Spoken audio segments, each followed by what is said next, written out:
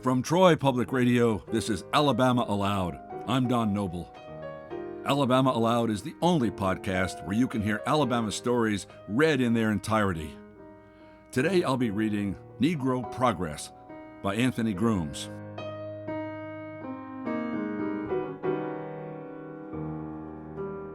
Anthony Grooms, who teaches creative writing at Kennesaw State, is the author of two novels, Birmingham and The Vain Conversation, as well as the story collection Trouble No More.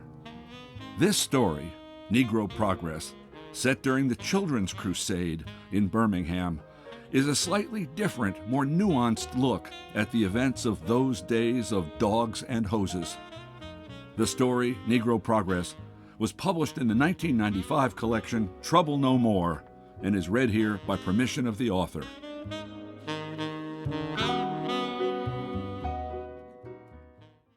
The water hunted the boy. It chipped bark from the oaks as he darted behind the trees.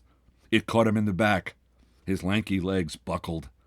Then, as if the firemen who directed the hose were playing a game, the boy's legs were cut from under him, and he was rolled over and over in the mud. From the distance of half a block, Carlton Wilkes watched the white ropes of water as they played against the black trunks and lime-green leaves of the trees. In the sunlight, the streams sparkled, occasionally crisscrossed or made lazy S's. He had been on his way to his Uncle Booker's building when he first saw the children. They were wearing school clothes.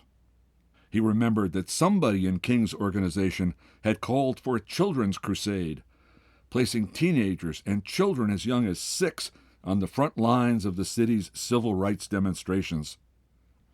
Even when the first fire truck skidded to a stop across the street from the park and the firemen unwound their hoses and screwed them into the hydrants, he paid little attention.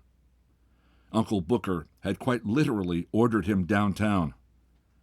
"It's only your damn future that's at stake," he had said. Uncle Booker had a way of exaggerating, but when it came to business, his feet were flat on the ground. There was little Negro business that went on in the city that Uncle Booker didn't have a hand in. Then a child's squeal. The squeal and the whoosh and scour of the water made him look up at the sometimes taut, sometimes lazy ropes the firemen directed. At first, the children taunted the firemen. They danced about, darting under the arcing streams and through the mist of the pressurized water. Then the boy was tripped and rolled with such force that Carlton thought he must have been hurt. He told himself to move, to run to the boy, but this meant passing the fire trucks.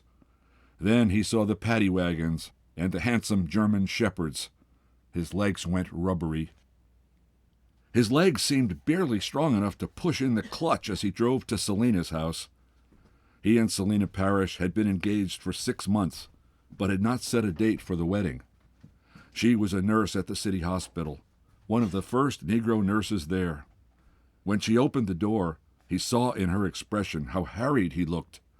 "What happened to you?" she asked, her gray eyes growing wide for a second. The sight of her made his heart rush. Her light skin blushed in response to his breathlessness.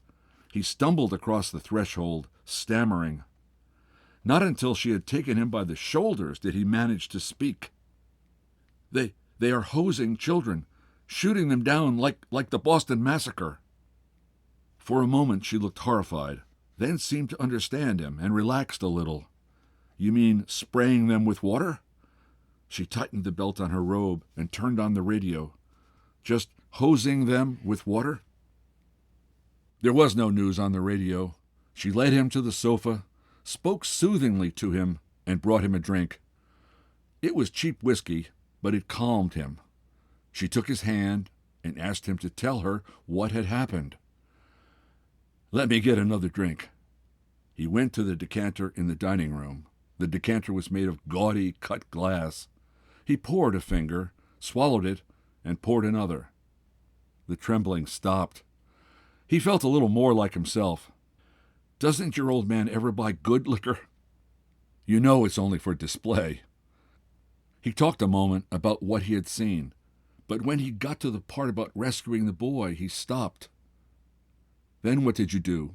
She leaned toward him. He sipped the whiskey. I came here. What happened to the boy? I don't know.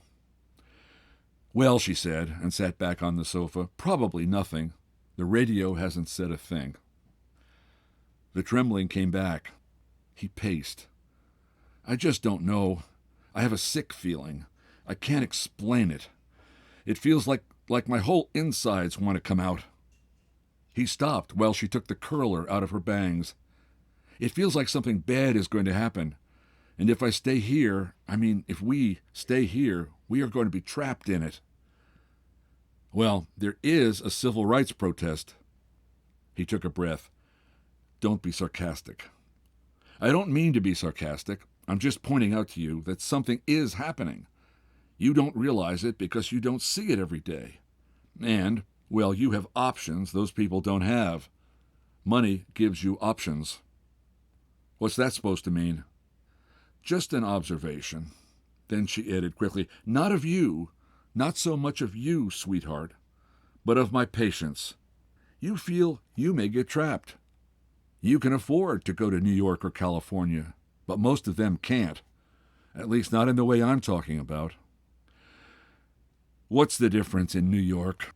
He closed his eyes. I wish I could really get away from here.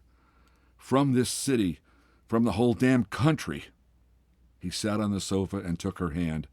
I'm serious. Why don't we get married and go overseas? We could go to Amsterdam or Paris. I hear things aren't so bad over there. Paris? Oh, sure, mon cher. And just what are we going to do in Paris? We don't have that kind of money. I'll sell Dad's part of the business to Uncle Booker. He buys up everything sooner or later anyway. He is a businessman. Carlton remembered his meeting with his uncle. And I'm not? He did not go right away to meet his uncle. Selina decided to go to the hospital and asked him to make lunch for her father. Her father, Mr. Parrish, was a wiry olive man with patchy gray fuzz on his head. He seemed agitated when he came in from his store and found Carlton in the kitchen warming up string beans and leftover turkey. Where's Selina, Mr. Wilkes? She done got called in? She went in before they called her. Volunteered her time? She know better than that. I believe she felt they would call her anyway, with the riot going on downtown. Riot? He went to the washroom just off the kitchen. I ain't hear tell of no riot. Heard they sprayin' them children, but sprayin' ain't a riot. No, sir, I guess not. Carlton watched Mr. Parrish's angular hips as he bent over the basin. Anyway, Selina asked me to warm up some dinner for you. He poured the limp, sweet-smelling beans onto the plate with the turkey and candied yams. His stomach growled a little, but he decided not to eat until the old man invited him. Mr. Parrish put the paper napkin to his collar and began his lunch. You not in business today? I had an appointment down with Uncle Booker, but the disturbance was in the way. That's what I knew. They talk about hurting the white man, but they hurting the colored, too. Mr. Parrish saw it on his turkey. Shuttlesworth and Walker call themselves preachers. Preachers ain't got no business in politics, if you ask me. Marching in the street ain't never got nobody into heaven. He motioned with the fork to a chair. Help yourself, Carlton. I'm not very hungry. Can't work if you don't eat. That's what my daddy always told me. He was a farming man. Worked me sun up till midnight. I ain't lying. He was born a slave, you know. Had that slave working mentality. Nothing wrong with a work mentality. Two things I swore when I was a boy. One, I would get ahead any way I could. But ain't but one way. Hard work. After my daddy died, Mama moved us over here to live with her brother, who worked at the furnace. That's when I saw how to make it. Business. Mama opened the little dry goods store, just a handful of inventory, and I carried it on.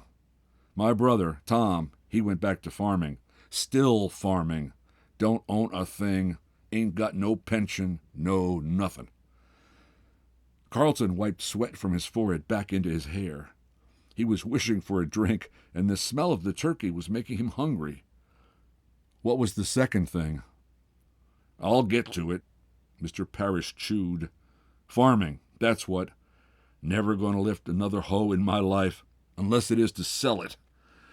That's what your average Negro don't understand. He'd go out, break his back, whether it's farming or mining or smelting, and he ain't got a red cent to show for it. You got to be the middleman or the owner. It's still hard work, but you got something in the end. Something you can sell, if nothing else. He drank water. Take yourself. You still young. You and Selina both.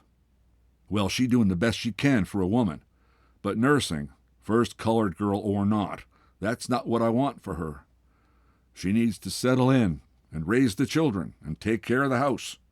It's nice she got a skill and all to lean back on in case something happens to you. He winked. That's one thing that worries me so much about this going on. Interferes with business. White and colored, too. Mr. Parrish, did you see what was going on downtown? I heard they was spraying children. Children ought to be in school, not the street. How do they ever expect to get a job out in this street? I wouldn't hire any one of them. And what do they expect a white man to say if they have this on their record? They were not spraying them. They were hosing them. What's the difference, Carlton? Mr. Parrish stopped sawing the turkey with his fork. What's the difference for us? It ain't fixin' to do nothing but hurt us, one way or the other. Colored people too impatient. They want something and don't know what they're gettin'. Now you tell me what sense it make for me to want to go all the way downtown and sit at a white lunch counter to eat a hamburger when my friend Harvey Brown got a rib shack not 3 blocks from here.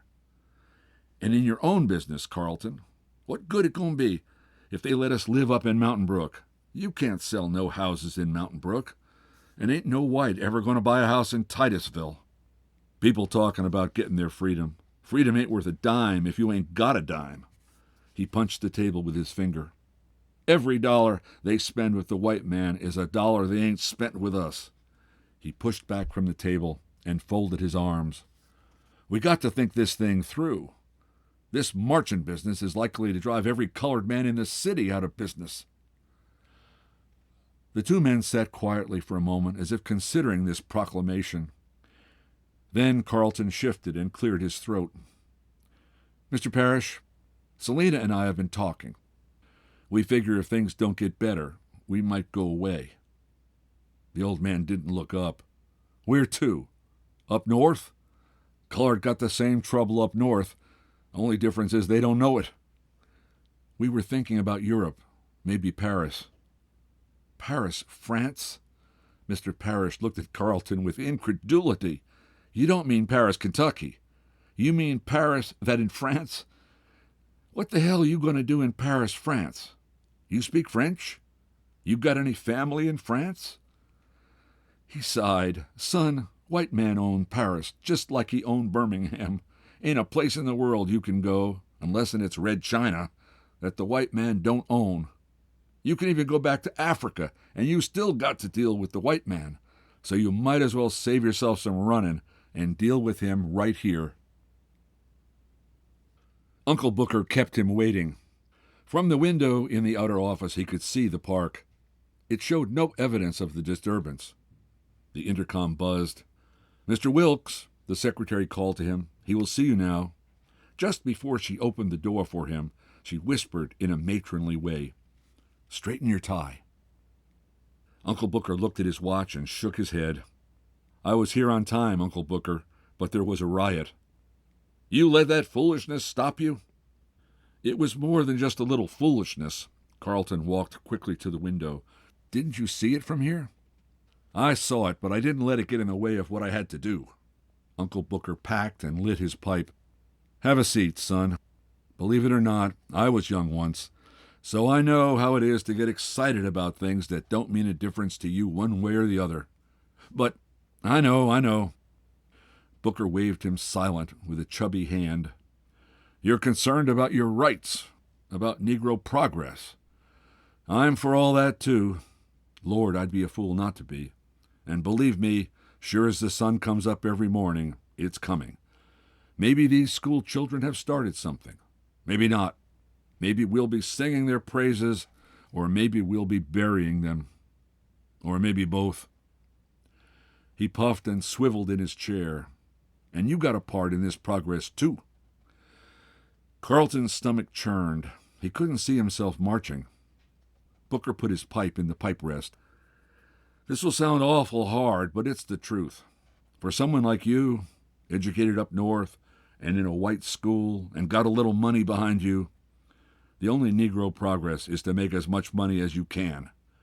Now, before you say anything stupid, let me remind you that for 3 generations, even before the end of slavery, the Wilkes family has been in one business or the other. We may not have gotten our rights from the white man, and damn it, I know we didn't get his respect, but we got what we wanted because we had money. Carlton had heard it before. Uncle Booker recounted the Wilkes businesses, from the small farm and produce store his first free ancestor had, to the white-only barber shops Carlton's grandfather had owned, to the real estate company that Carlton's father had owned, and to Booker's own insurance company. Carlton studied the short, chubby man. It was hard to believe that he was related to him. Now, I have a deal for you, Booker continued. It should make you and your lady very happy and rich. There is a man, a northerner, and I may add a white man, who is proposing to build some stores in various places around the city. Mountain Brook will be the first one. These are what they call convenience stores. They'd sell sundries and quick items. This man needs a partner, an investor, someone who knows the area, but yet isn't exactly one of the local Okies, if you get my drift. After a moment, Carlton spoke. That would take a lot of money. You've got it. You'll need to sell off some of those slum houses your daddy left you, and it would be tight for a few years. But you're young, and you've got your young lady to fall back on. She's Parrish's only child, and you'll have what he leaves her. But the best part, he puffed on the pipe, the very best part will be if this civil rights thing goes through. Then you'll own property in Mountain Brook, and black and white alike will already be buying from you. Uncle Booker leaned back in his swivel chair and laid his intertwined fingers across his stomach. He seemed to have been caught in a daydream. Carlton went to the window again and looked out over the park. He remembered how he felt when he had seen the dogs, and turned quickly to Uncle Booker. I don't know about going into business with a white man. People around here wouldn't like that. It could cause trouble. The mention of trouble was strategic. Trouble would be bad for business. Uncle Booker leaned forward. Nobody will know who owns what. He leaned back in the chair and frowned. What's the matter with you, Carlton? It's just that Selena and I have been thinking about leaving Birmingham. You know, going to someplace where we could get a good start. Like where? Like Paris. Uncle Booker's face was still for a moment. Then he laughed. How romantic! He leaned forward and put his thick hands on the desktop. Son, what do you see when you look out that window at Birmingham? Filthy smokestacks? A shabby little downtown? For certain it is not Paris. What I see is a town that black people helped to build. I see opportunity on every street corner. Your opportunity. You can't be afraid to claim it. Carlton looked out the window again. In the distance, he saw the columns of white smoke rising from the steel furnaces in Hueytown. Hueytown was home to the KKK. In another direction, he saw the rooftops of Titusville. Only last week, bombs had been tossed into houses in Titusville. Then there was the park just in front of him. He returned to his seat. How could he make Uncle Booker understand? Everything is changing here. Change can be good. It's just that I'm afraid. Uncle Booker leaned back again. He put the pipe in his mouth. Of course, there is some risk. If you want to make money, you've got to take risks. It's not the business, Uncle Booker. I'm afraid of what's happening here. Afraid? Uncle Booker frowned and rocked forward abruptly. Afraid? Afraid to make money? Carlton had started home after his talk with Uncle Booker, but the sight of the park stopped him. Close up, he could see the scars the water had left on the tree trunks and where it had stripped the leaves from the shrubs. Here and there were puddles in the grass. He stood at the place where the boy had fallen. The grass was thin, and the ground had been churned up by running feet. It smelled fresh. Remembering again what he had witnessed, he felt himself begin to shake. He looked at his hand. On the outside, he was perfectly still, but on the inside, everything trembled. He knew it was fear, but what did he have to fear? Uncle Booker was right. He had nothing to lose if he played it smart. Money gave him options. He could invest and become very rich. The boycotts wouldn't hurt him. Or he could go to Europe. He couldn't live like a king in Europe, but he could live well for a long time. He looked up from his hands and saw a police car circling the block. In the back, heads against the window, were 2 dogs. No one had answered at Selena's, and he had started back to his car when he saw the men gathering on a neighbor's porch. Mr. Shannon, the neighbor, waved. He was carrying a hunting rifle. Several of the half-dozen or so men carried guns. The 3 shots of good bourbon he had had on the way over kept Carlton's stomach still. Mr. Shannon, a tall brown man with a wide mouth, beckoned to him. "It's about to come on." Carlton straightened his tie. "What's that, Mr. Shannon?" "Walter Cronkite." Mr. Shannon opened the window from the inside and pushed the television to face the men. Walter Cronkite appeared inside the oval screen and spoke about Birmingham. Then pictures of the hosing came up. Carlton saw the lanky silhouettes of the children dancing about in the white mist.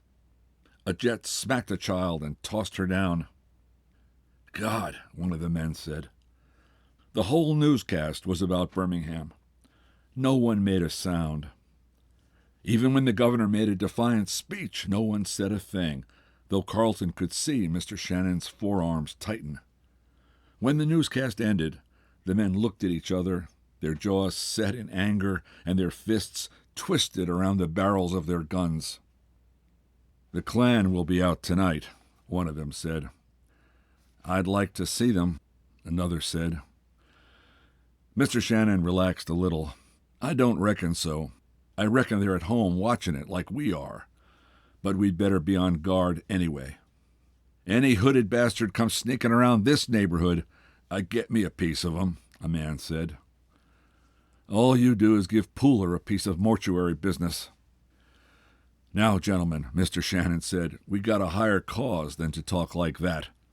He talked to Carlton. "Mr. Wilkes, won't you join us on watch tonight? Ever since the bombing started, we sit on different porches to see if we can't discourage whoever is doing it." They looked like an unlikely militia. Schoolteachers, mill workers, and brick masons, fidgeting with their shotguns and hunting rifles. Someone dropped a shell, and it rolled and stopped at Carlton's feet. His hand trembled as he picked it up and held it out to its owner. He worried that they would think he was afraid. "What about it, Mr. Wilkes?" Mr. Shannon asked. Carlton cleared his throat. "No, not tonight." "When?" Mr. Shannon looked directly at him, but spoke softly.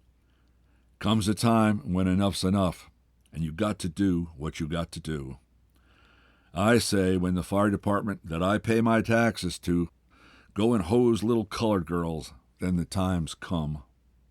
"Amen," someone said. "Shannon's the next Martin Luther King," another man said, and provoked laughter from the group. Carlton's throat was dry. "I was there this morning, Mr. Shannon. I saw it." The men grunted sympathetically. "What you saw on television, I saw face to face." "Then you know what I'm talking about." Mr. Shannon held out his gun to Carlton. "I got another gun in the house. Besides, we'll take turns carrying the guns." No, I wouldn't know how to use a gun." "Just carry it like you know how," someone chimed in. Carlton backed down the stairs. "I'm sorry, gentlemen. I have an appointment across town, and He's G.W. Parrish's son-in-law, one of them said. He's too worried about business to be free. No call for that, Mr. Shannon said. If the man's got business to do, then he's got business to do. He said he would join us another night. May not be another night. One of the men made a joke. One Wilks'll rent you a house. The other one will insure it. Parrish'll sell you your stock, and Pooler will put you under. But nay one of them will fight for you. A stiff laugh came from the man who said it, a big buck-toothed man Carlton knew as a brick mason. The other men only stared at Carlton, challenging him. He fumbled for an answer, but realized it was no good. He couldn't stay with them now, even if he wanted to. But to run would make him a coward, or worse, a traitor. Then a little girl about 5, a fragile, wide-eyed child with 2 erect plates, came to the screen door. "Daddy," she called in a soft, quavering voice. "Daddy, are we going to get bombed tonight?" Mr. Shannon opened the door, took his daughter into one arm, and wedged the rifle in the crook of the other. "No, honey, we ain't going to get bombed." Carlton drove aimlessly until after sunset. The police were setting up checkpoints, so he drove back to Titusville and waited around the corner for Selina to get home from her shift. Soon after midnight, he saw her park her car in the driveway, nod to the men on Shannon's porch, and go quickly up the stairs. He caught up to her just before she shut the door. "You scared me," she said. "God, Carlton, you've been drinking." "I've been thinking. Come in before you wake up the neighborhood. And for God's sake, don't wake up Papa." Carlton sat on the couch while Selina put away her things. She came back wearing her uniform and no shoes. "Listen, maybe you should go. Daddy will have a fit if we keep him up on a work night." A little dizzy from the drinking, Carlton stood. "I just wanted to say—" She pulled the pins out of her nurse's hat. In the dim overhead light, her features were sullen. "I wish we could listen to music," he said. "Papa, I know what he'd do, but don't you feel like you're between a rock and a hard place?" She seemed to think for a moment. "No. What do you mean? I feel very lucky altogether. Very lucky." "You want to be more than just lucky. Never mind, He put his palm to his head and sighed. "I'm an ass." She said nothing, but took his elbow and pushed him back to the sofa. "What's on your mind?" It took him a moment to prevent his voice from cracking. "I want to get away. I'm scared this thing is going to backfire." She folded her hands around his. "We had a fairly quiet night at the hospital, mostly white. They were scared, too. Scared of the race riot. One old woman said it was Armageddon, but when I saw those pictures of the children on the TV, I was proud. I don't know what will happen to them. I don't think it'll be good, but at least they aren't letting the white people get away with it. I mean, they are at least standing up for something." She took off her hat. Her hair fell down on her neck, and she pulled it back and set it with the bobby pin. "You weren't scared?" he whispered. "A little. Who wouldn't be? But you've got to go on with your work." "What about Paris?" She sighed. "I guess I could be a nurse in Paris. The question is, what are you going to do?" He took a flask from his jacket. "Don't. It's too late. You've got to work tomorrow, don't you?"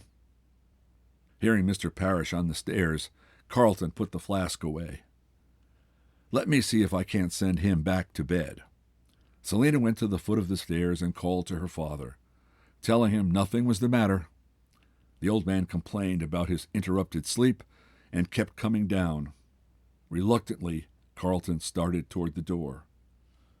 "Mr. Wilkes," Mr. Parrish blurted, "what brings you around at this hour?" He was wearing a dingy, sleeveless undershirt and trousers. "Something wrong downtown?" "Everything is fine, Papa." "Them children up to something?"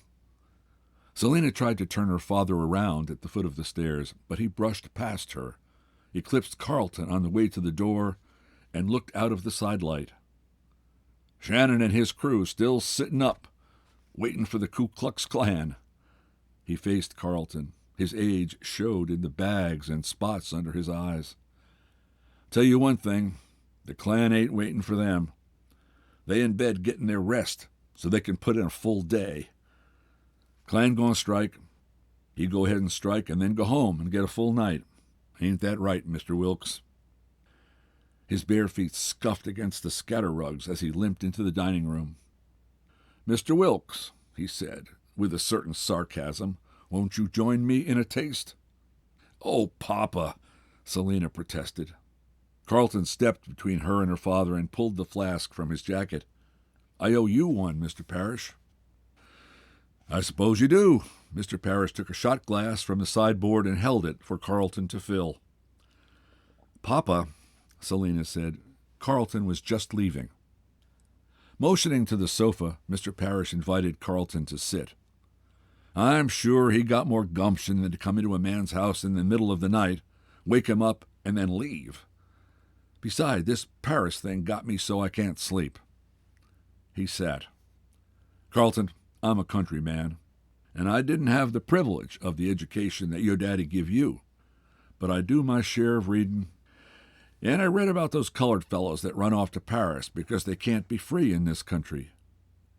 But you take a look at what they do, and they all singers and horn players. That's their work. I understand that some of them make good money at it, too. He sipped the liquor. Now you see what I'm getting at. I don't hear you or Selina singing or playing no horn. Look, the girl's mama couldn't even get her to sing in the church choir. So tell me, what you gonna do in Paris? You just be living off what your daddy left you, giving it all away to another bunch of white men.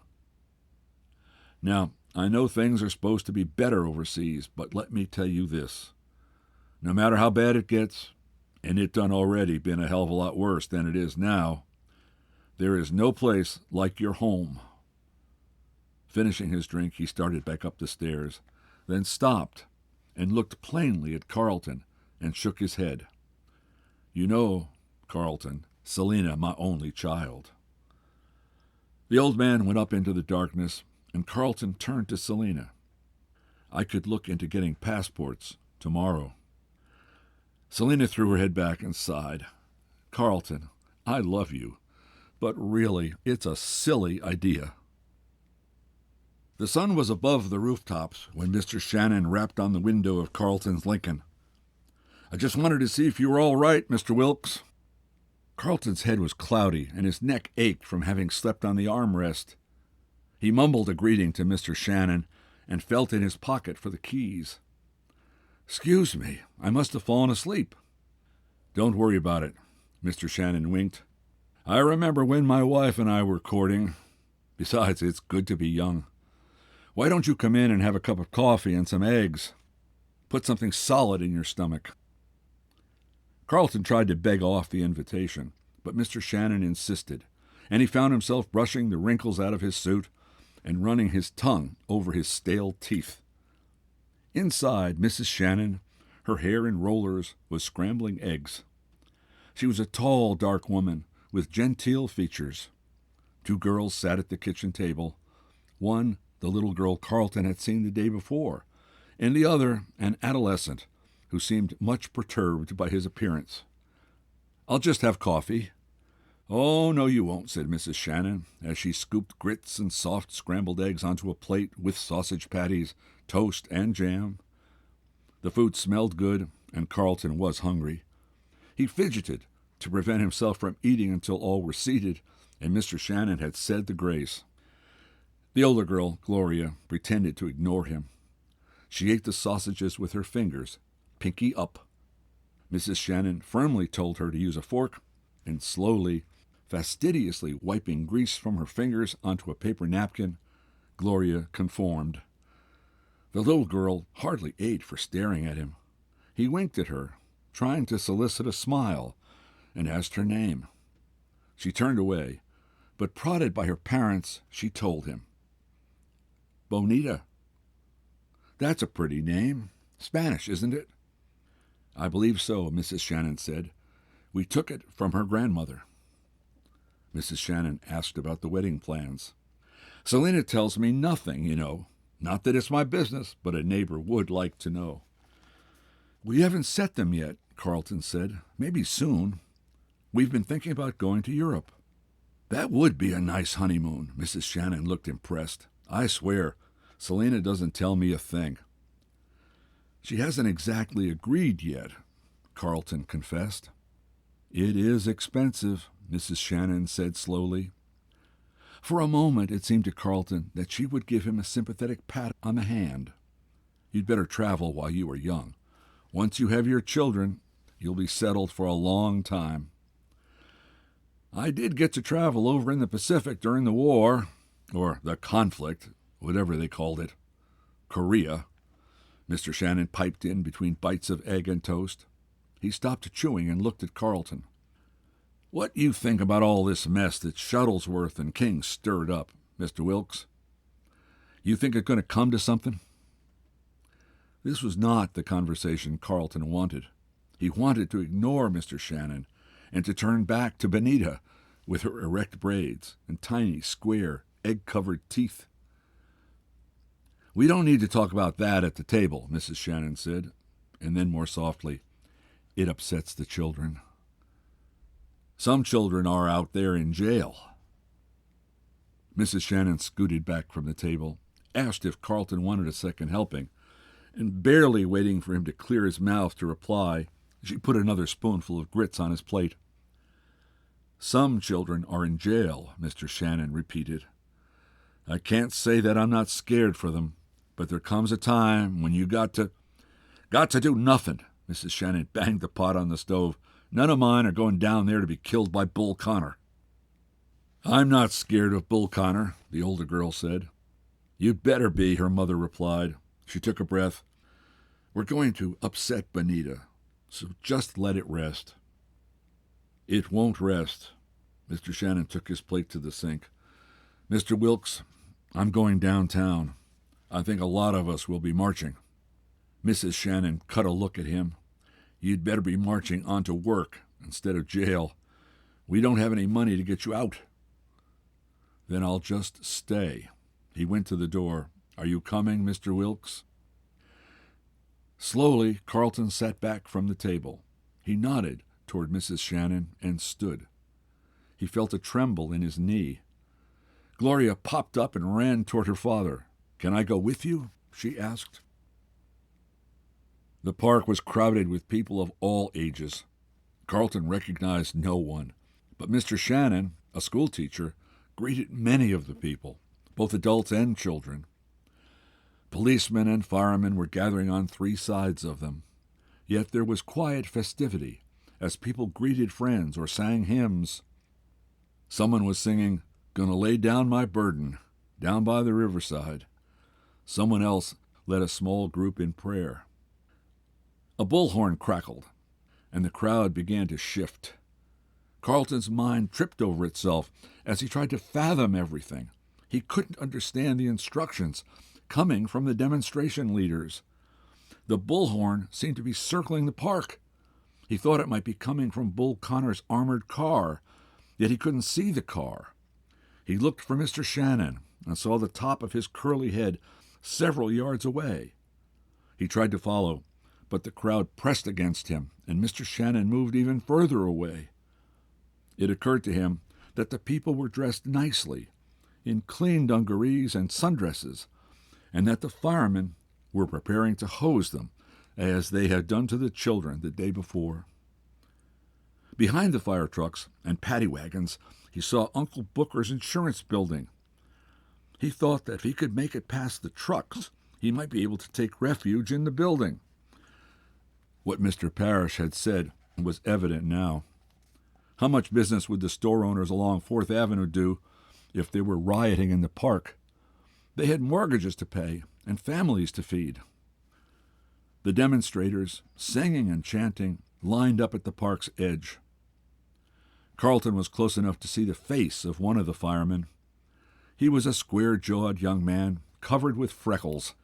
He held the hose against his body with one arm and gripped the throat of the nozzle with his hand.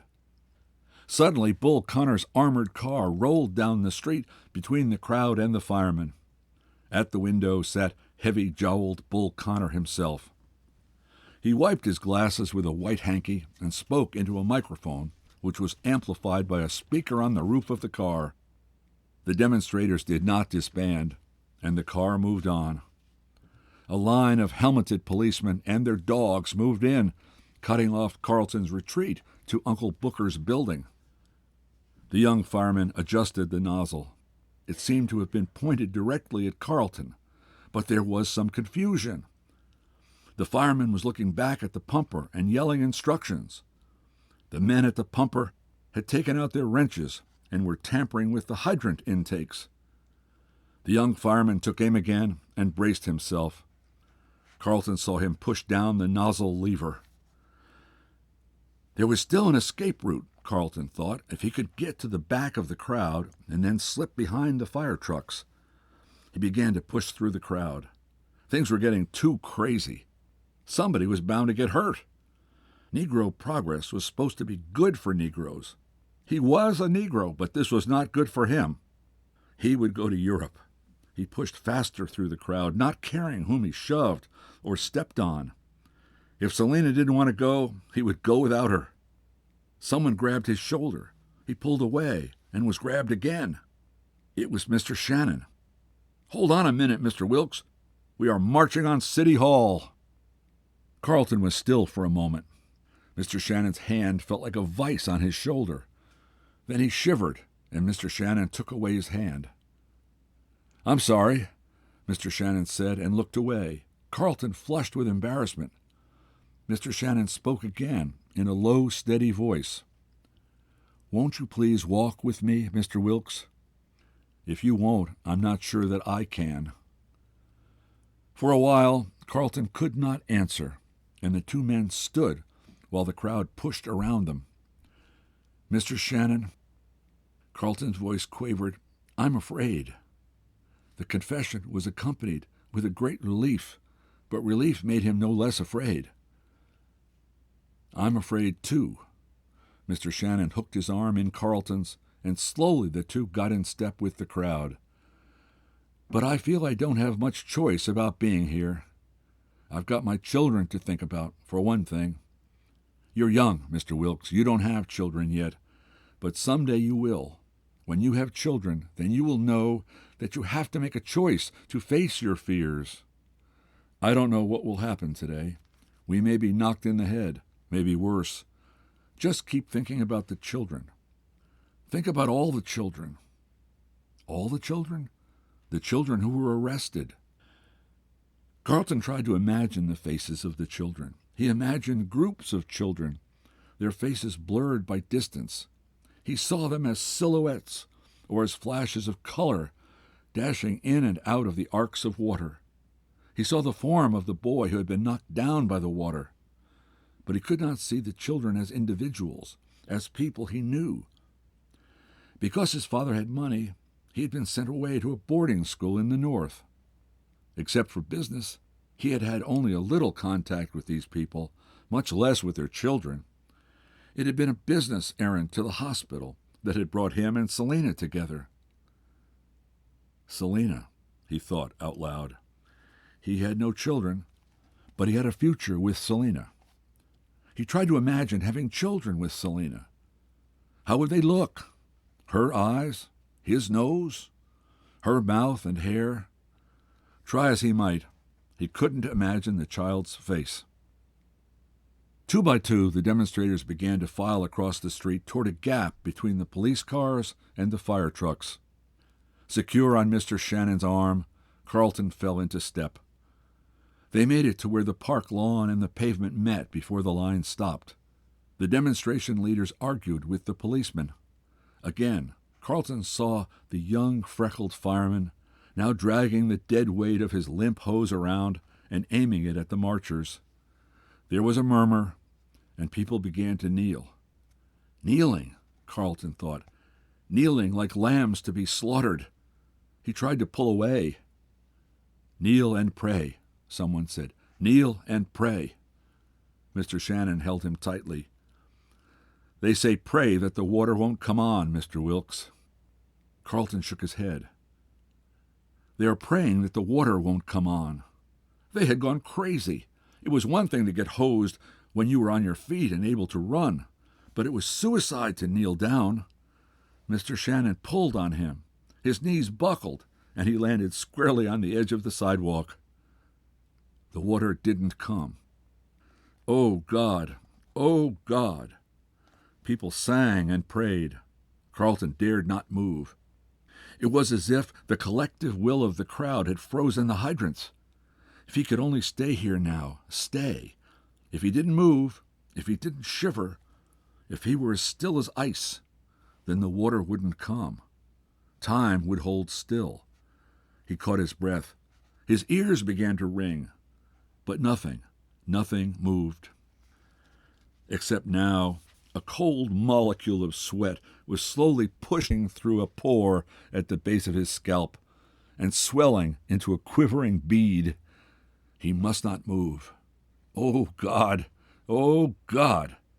He imagined the boy rolled in the streets by the jets of white water, and the dogs. Oh, God, the dogs! Why was he a Negro and so scared? The eyes of the young fireman were round, and the hose had slipped from under his arm. He was backing away from the crowd, looking over his shoulder to his colleagues for support. Carlton saw the fireman stepping back. It confused him. His concentration slipped, and he began to note his surroundings. He was kneeling in a crowd, being held by a man he barely knew, while the fireman backed away and tampered with the hydrants.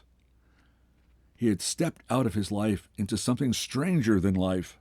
He had a comfortable home which sat on a hill above Titusville. He had a fiancée who was one of the first colored nurses at the White Hospital.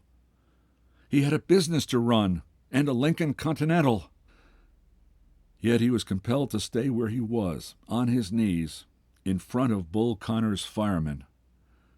For if he moved, if one hair sprung up from the pomade that held it close to his skull, then the water would come on.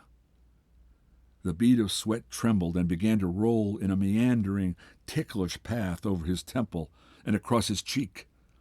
That wasn't his fault. He couldn't help that. He hadn't done anything to cause it to fall. Now other beads began to roll. He felt each one individually as it prickled across his skin. Each one was a cold prod, inciting his body to revolt, to shiver, to stand up and run. But if he dared, then it would be the end of him.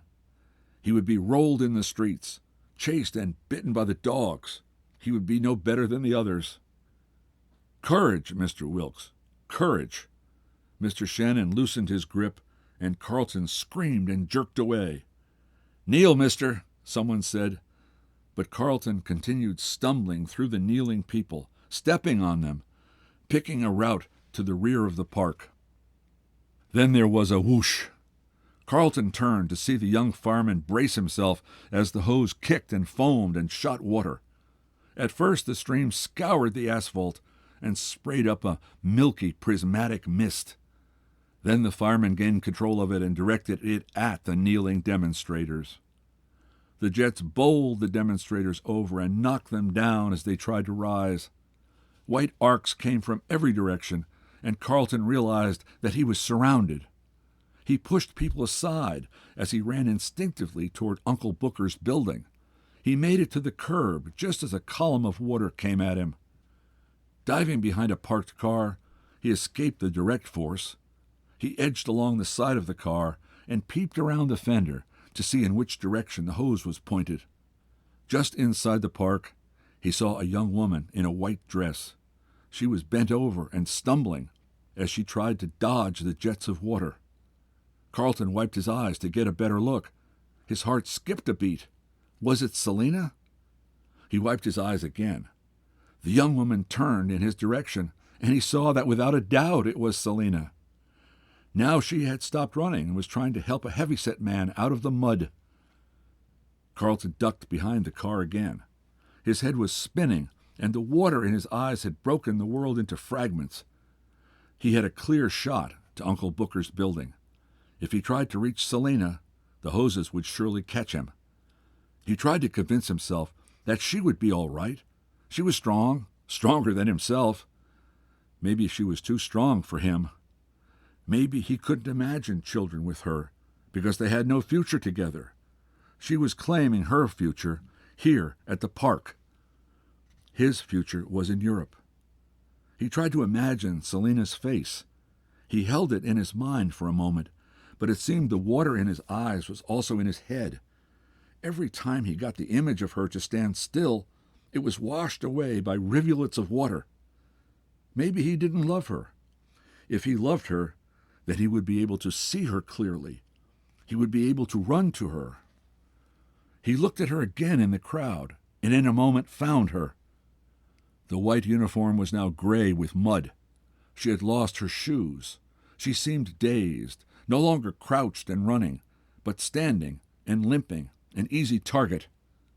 Then he saw a jet of water coming toward her. "Selena!" He stood. The scene kept spinning around him. First Uncle Booker's building, then Selena, then the fire trucks. "Run!" he heard someone scream at him. "Run! Run! Run!" It was himself screaming. He ran. He wasn't sure in what direction. The water punched his ribs and knocked out his breath. It slammed him to the asphalt, shoved his hips against the pavement, and beat on his back. He lay and caught his breath as the runoff trickled and fizzed around him. Slowly, he stood and made a clumsy step toward Selena.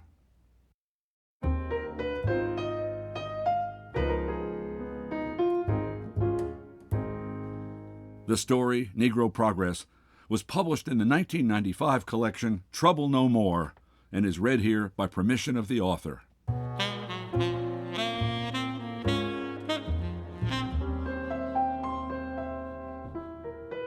We hope you don't keep Alabama Aloud all to yourself. Subscribe to our podcast and share it with a friend. Better yet, write us a review in the iTunes store. It helps other people find the podcast. Also, give us a shout-out on social media. Alabama Aloud is a production of Troy Public Radio and produced by Austin Toy and Kyle Gassett. Special thanks to Matt Clower, Buddy Johnson, and Michelle Mowry. Alabama Aloud is made possible in part by a grant from Alabama State Council on the Arts. So, until next time, when you'll hear more of Alabama Read Aloud, I'm Don Noble. Thanks for listening.